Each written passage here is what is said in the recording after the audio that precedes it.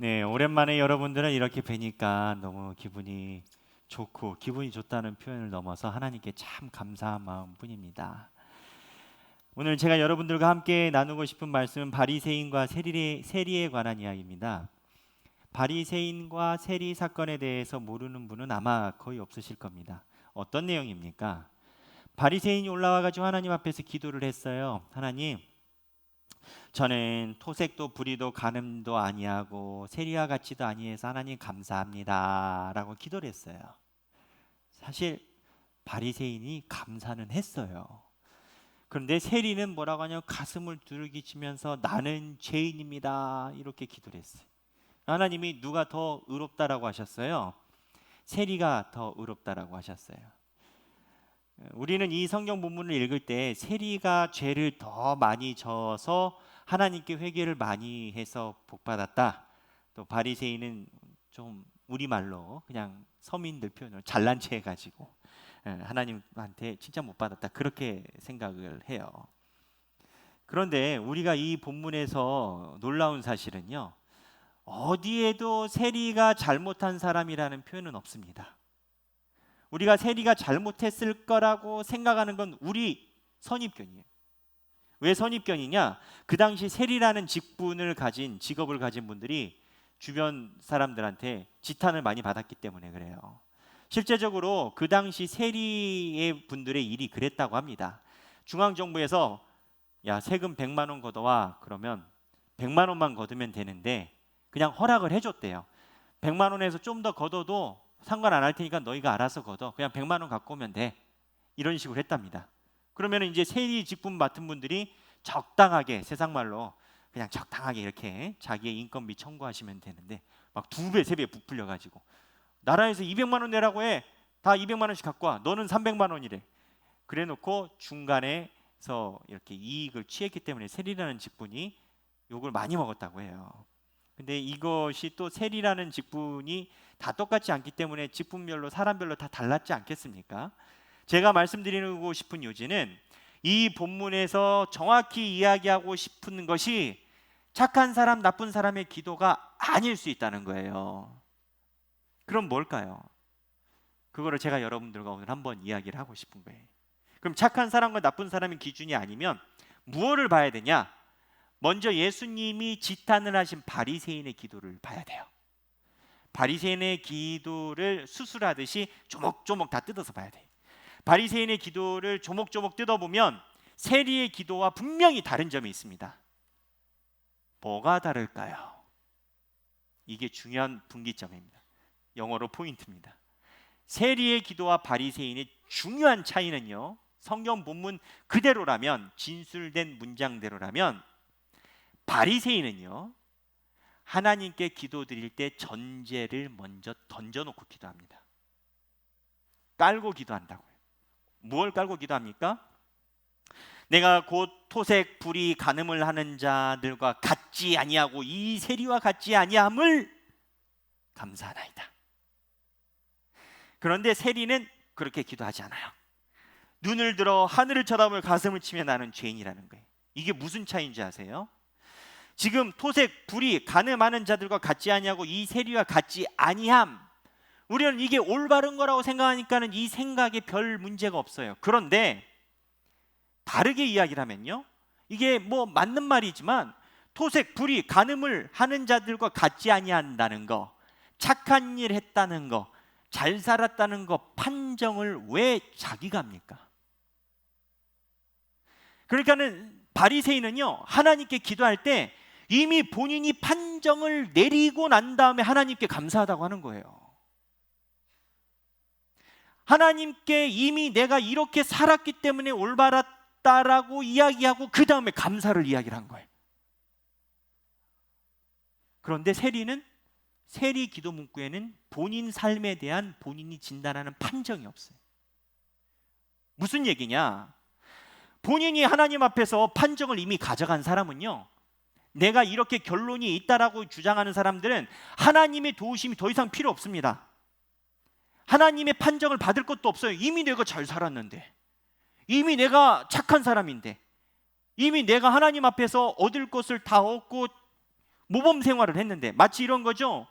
공부를 열심히 해서 100점을 받았는데 선생님의 지도를 받을 게 뭐 있어요? 100점인데 난 만점인데. 그래서 이미 자기 안에 바리새인은 자기의 기준을 가지고 있다는 거예요. 그런데 이 기준에 대해서 우리가 맞는 말을 했으니까 이해하기 참 어려운 부분이 있어요. 그런데 한번 이걸 우리 생각을 해봅시다. 제가 섬겼던 목사님은 언제나 저희 부목사님들께 이런 이야기를 했었어요. 출근해가지고 잔에다가 물을 따라요. 쫙 따라요. 그걸 딱 반절 정도만 따라요. 그리고 잔을 들어서 이렇게 얘기를 하세요. 목사님들은 이 잔을 보고 어떻게 표현하실 겁니까? 어떤 사람들은 이 잔의 물을 보면서 아니 물이 반밖에 없네. 아유 저거 가지고 어떻게 목을 죽일까? 라고 이야기하는 사람이 있는가 하면, 어떤 사람은 야 물이 반절이나 있네. 저 물 마시면 시원하겠다 라고 이야기하는 사람이 있을 겁니다. 팩트가, 사실이 우리의 결론을 가져오는 게 아니에요. 사실 인간은요, 우리가 반응하고 그리고 이해하는 것은 우리가 굉장한 사실에 근거해서 이야기한다고 하지만 그 사실이 우리에게 오는 과정에 수없이 많은 해석 과정을 가지고 있습니다. 물이 반절이 남았다와 반절밖에 남지 않았다는 해석의 권위가 인간은 누구나 할 수 있어요. 왜? 우리는 하나님의 형상을 따라서 창조된 피조물이기 때문에 다른 동물들과 달라요. 우리는 하나님과 비슷하게 만들어졌기 때문에 이 사물에 대해서 볼 판단 능력이 있는 상황인 거예요. 바리새인의 기도가 문제인 것은요, 옳은 일을 해서 잘난 체 한 게 아니고 본인이 이미 자기가 생각하는 틀고리로 판단을 내려버리고 하나님께 기도를 한 건 거예요. 우리는 이거를 분별하기가 힘든 게 맞는 거, 올바른 걸 했기 때문에 판별하기가 힘들지만, 그래서 세상 말로 잘난 체 했다라고 우리는 생각을 하지만 잘난 체가 문제가 아니라 하나님 앞에서 자기가 소견에 옳은 대로 기준을 가지고 그리고 제법 맞는 기준으로 이미 결론을 내렸기 때문인 건 거예요. 세계 역사는요, 재밌는 게 뭔지 아십니까? 정의를 외치는 자들로 의해 세계는 굉장히 시끄러웠습니다. 십자군 전쟁을 일으켜서 이스라엘 나라를 회복시키기 위한, 이슬람을 몰아내기 위한 십자군 원정 때문에 수없이 많은 유대인들이, 이스라엘 기독교인들이 죽었고요. 여러분 그거 아십니까? 히틀러는 개신교 기독교 신자였습니다. 히틀러가 대통령이 될 때 개신교회는, 독일의 개신교회는 히틀러를 전폭 지지했고, 히틀러는 하나님의 나라를 이 땅에 구현하기 위해서 자기가 총통이 돼야 된다고 이야기를 했습니다. 세계 역사는요, 악을 외치는 사람들에 의해서 혼잡한 게 아니라 정의를 외치는 자들에 의해서 혼잡해졌었습니다. 무슨 얘기냐? 지금 바리새인은요, 그리고 정의를 외쳤던 히틀러는요, 십자가 원정을 외쳤던 그 사람들은요, 내가 불의하고 토색하지 않고 의롭다라는 그 기준을 가지고 하나님 앞에 접근을 하니까 하나님이 하실 일이 하나도 없는 거예요. 하나님의 기준, 하나님 앞에서 내 기준을 가지고 접근하는 사람은 하나님이 활동하실 공간이 없습니다. 이미 자기 기도 안에 자기 결론이 나 있는데 무슨 하나님이 활동할 게 뭐 있겠습니까? 그런데 이 권위, 이거를 권위라고 표현합니다. 해석할 수 있는 능력, 무언가 옳고 그름을 판단할 수 있는 기준점에 대한 정의. 야, 세상에 교회가 그러면 되겠어? 또는 야, 교회네. 우리가 대화하는 평상시 언어에 이미 우리 안에 판단 기준력이 있어요. 그런데 이거를 권위라고 표현을 해요. 예수님이 오셔서 이 땅에서 말씀하실 때 하나님 나라를 이야기를 합니다. 그러니까 바리새인들이 뭐라고 이야기를 했냐면, 누가 당신에게 그렇게 해석할 권위를 줬냐고 이야기를 해요. 그래서 마태복음 21장에 권위에 대한 논쟁이 시작하는데, 마태복음 21장에 예수님이 이러한 비유를 하십니다. 포도원 농장이 있어. 근데 주인이 거기에 있는 포도원 과실을 얻어오려고 첫 번째 종을 보냈다. 근데 포도원 농장에서 일하는 농부들이 그 종을 죽여버렸어. 왜? 자기네가 포도원 결과를 가져가려고. 그래서 종을 더 많이 보냈다. 근데 또 죽였어. 그래서 안 돼가지고 아들을 보냈단 말이야. 근데 아들도 죽여버렸어. 이게 뭘 이야기를 할까요? 살인하지 말라? 아닙니다. 예수님 보낸 아들 예수님을 죽였다? 그건 반절 맞습니다. 우리는 거꾸로 이야기해서 포도 농장의 농부들이 왜 종들과 아들을 죽였는지를 한번 생각해 볼 필요가 있어요. 포도 농장에 있는 농부들은요, 자기네들을 아무도 건들지만 않으면 자기네들이 파종하는 방법으로 그 결과를 다 가져갑니다. 아무도 자기네들이 이야기한 틀거리를 건들지만 않으면 자기네들이 그 틀거리 안에서 이깁니다. 그런데 자기가 이야기하는 틀거리를 흔들 수 있는 사람이 있는데 주인이에요. 주인이 와가지고 이 농부 파종하는 방법, 뭐 예를 들어서 그렇지 않겠습니까? 씨앗을 먼저 심고 흙을 덮을지, 흙을 덮고 나서 씨앗을 뿌리고 다시 덮을지, 여러 가지 방법이 있지 않겠습니까? 농사법에 따라서 농사를 잘했다 못했다가 이야기되지 않겠습니까? 그 농사법을 바꿀 수 있는 유일한 주체인 주인에게서 파송된 사람들을 가만두지 않는 겁니다. 예수님과 이게 직접적으로 충돌한 사건이 있어요.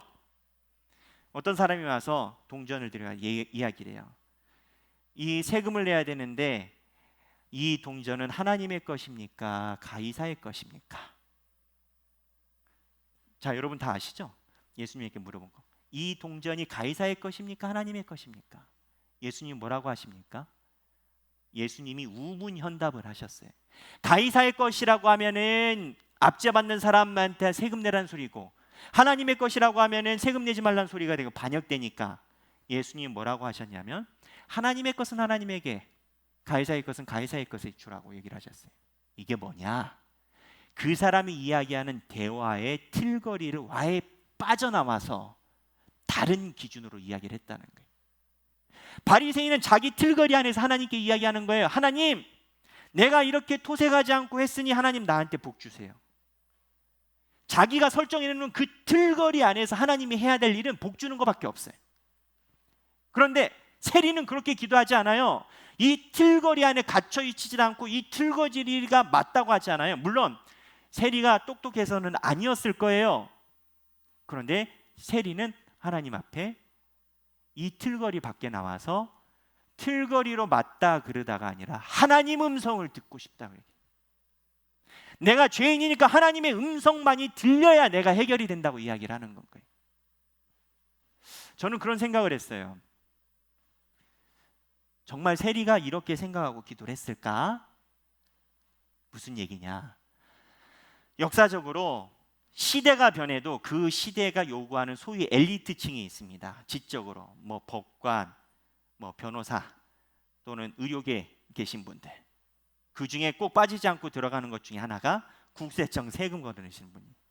역사가 바뀌고 시대가 바뀌어도 제가 언급한 이 직업군 말고도 돈을 다루는 세리 분야는 나라의 세금과 민감한 연관이 있기 때문에, 국력과 연관이 있기 때문에 소위 똑똑한 사람들이 다 있었어요. 세리가 과연 이렇게 생각하고 기도하기 전에 어떤 생각이 안 들었을까요? 제가 만약에 세리라면 이렇게 기도했을 것 같아요.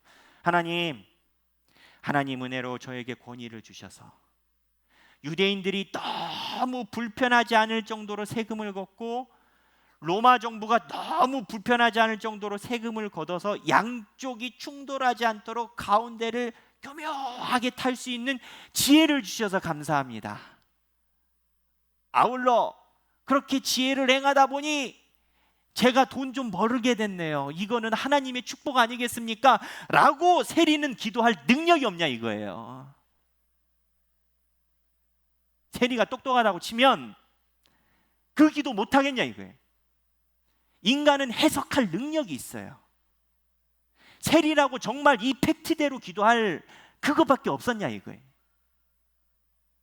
세리는 그렇게 기도하지 않았어.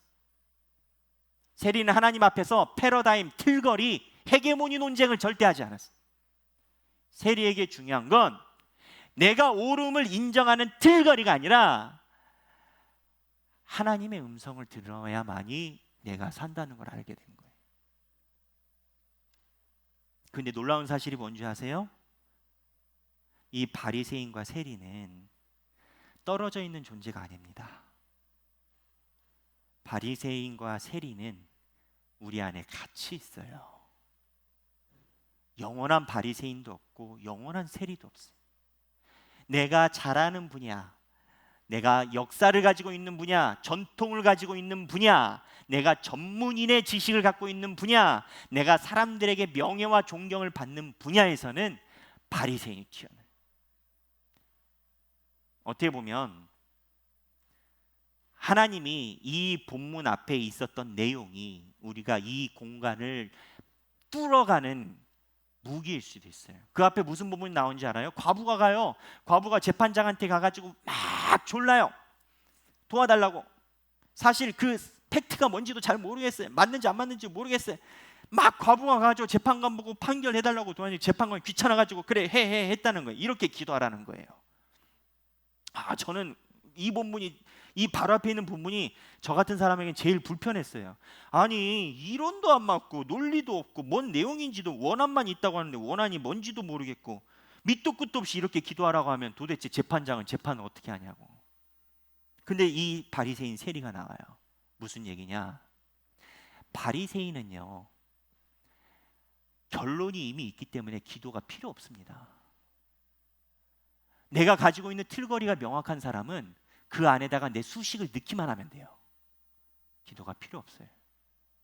정말 기도가 필요한 사람은 수식을 버린 사람이 기도가 필요해. 내 계산법을 버린 사람이 필요하다고요. 즉 무슨 소리냐? 내 안에 바리새인과 세리가 같이 있는 것을 깨달을 수 있는 사람은 하나님 앞에 오랫동안 내 모습을 본 사람만이 가능하다는 거예요. 하나님과 오랫동안 교제한 사람이 가능하다는 거예요. 이게 왜 하나님과의 교제가 가능하다고 이야기 드리는지 아십니까? 제가 말씀드렸지 않습니까? 우리 안에 바리새인과 세리가 같이 있다고. 사실 제가 자신 있게 이야기를 하지만 우리가 믿는 하나님을 따르는 사람들보다 하나님을 믿지 않은 세상에 있는 토착 종교나 불교나 도교나 유교에 계신 분들이 우리 인간 안에 바리새인과 세리가 공존해 있음을 더 잘 알 수도 있습니다. 우리는 우리 안에 있는 모습을 살펴보는 게 목적이 아닙니다. 무슨 소리냐면 우리 안에 바리새인과 세리가 있다는 것 사실만으로 그것이 결정나는 게 아니라는 겁니다. 그들과 우리의 차이는 우리가 바리새인과 세리가 함께 있다는 것을 발견하는 데 있는 게 아니고, 우리는 이거를 해결할 방법이 하나님 외에는 없다고 믿기 때문인 겁니다. 바리새인과 세리의 모습을 보고 그 단계에서 또 뛰어넘어 이거를 해결할 방법이 하나님으로부터, 내가 너무나 연약해서 내 힘으로 안 되고 하나님이 주시는 능력과 하나님이 주시는 식견으로만 이게 해결이 된다고 접근하는 것은 다른 이야기인 겁니다. 이 본문은 기도 생활에 굉장히 깊은 내용을 갖고 있는 겁니다. 즉 무슨 소리냐? 우리가 하나님 앞에 기도할 때 내가 가지고 있는 기준으로 하나님 앞에 복 받으려고 노력하는 기도, 아무 소용없다는 거예요. 하나님이 이 본문에서 이야기를 합니다. 의롭다라고 표현하세요. 여러분, 의롭다는 게 무엇입니까? 착하고 선하고 정의롭고 공의롭고가 의롭다라고 생각을 합니다. 근데 이 본문은요, 누가 더 많이 하나님의 음성에 귀 기울이고 하나님 앞에 서 있느냐가 의롭다는 겁니다. 바리새인 틀렸다라고 하나님이 이야기하지 않으세요. 맞는 말이에요. 근데 바리새인은 하나님의 음성이 많이 필요 없어요. 하나님 앞에 의로움은 헤게몬이나 틀거리가 맞음이 아니라, 그 틀거리 안에서 맞다 그러다가 아니라 누가 하나님의 음성을 더 들으려고 하느냐가 중요한 거예요. 가톨릭과 우리의 차이가 뭔지 아십니까? 가톨릭은요, 교황이 성경을 해석할 권위를 전부 다 가지고 있어요. 교황이 맞다고 하면 다 맞는 거예요. 가톨릭은 주장을 해요. 자기네들이 성경을 편찬했다고. 우리는 그렇지 않아요. 우리는 성경이 어떠한 것보다 우선해요. 그게 무슨 말인지 아십니까? 성경이 무엇보다도 우선하는데 해석하는 권위가, 방법이 여러 개 있기 때문에 그날 하나님이 주시는 음성을 들을 수밖에 없는 거예요. 100년 전에 선포된 말씀과 지금 선포되는 말씀이 다르다는 거예요. 왜? 우리의 삶과 상황이 다르니까. 그러니 우리가 가지고 있는 기준으로 하나님 앞에 옳다고 주장하는 것이 아무 소용이 없다는 거예요. 지금 이 순간 내 기준이 맞다가 아니라 하나님이 어떠한 음성으로 우리에게 말씀하시기 원하시는가가 우리에게 중요하다는 거예요. 그렇게 보면 우리의 신앙생활도 많은 것을 되돌아 봐야 됩니다.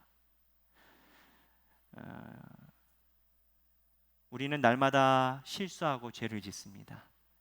근데 역설적으로 보면 그게 하나님 은혜인 거예요. 날마다 실수하고 연약하고 죄를 지니까 하나님의 은혜가 더 필요해. 하나님의 은혜가 더 필요하다고 보는 것도 어렵습니다. 이 틀거리를 가지고 있는 사람들은요, 그 틀거리가 내 죄를 보는데 걸림돌이 돼요, 역설적으로. 그런데 틀거리를 내려놓으면 내가 연약하다는 게 보이고요, 여기까지 가면은 이제 유교, 불교까지 간 겁니다. 그런데 거기서 하나님의 은혜를 구할 때 그때 우리에게 구원이 임하는 겁니다. 제가 오늘 바리새인과 세리의 차이를 여러분들과 함께 나눴는데요, 우리 삶 중에 직접적으로 연계되는 부분이 저는 있다고 생각을 합니다. 그래서 준비하던 중에 찬양을 찾았는데 이 찬양 내용이 그렇습니다. 주여 우린 연약합니다. 우린 오늘을 힘겨워합니다. 주 뜻 이루며 살기엔 부족합니다. 우린 연약합니다. 진짜 연약해서 이렇게 고백을 할까요? 연약하다는, 하나님 앞에서 아무것도 없다는 해석을 자기가 가져간 겁니다. 얼마든지 자기 정당화할 수 있고 자기 타당화할 수 있어요. 그 버리고 하나님의 음성을 듣는다는 겁니다. 그때 가릴 수 없는 주님의 영광이 내 삶 중에 온전히 비춘다는 고백입니다. 이 고백의 찬양 함께 부르고 기도하면 좋겠습니다. 찬양하겠습니다.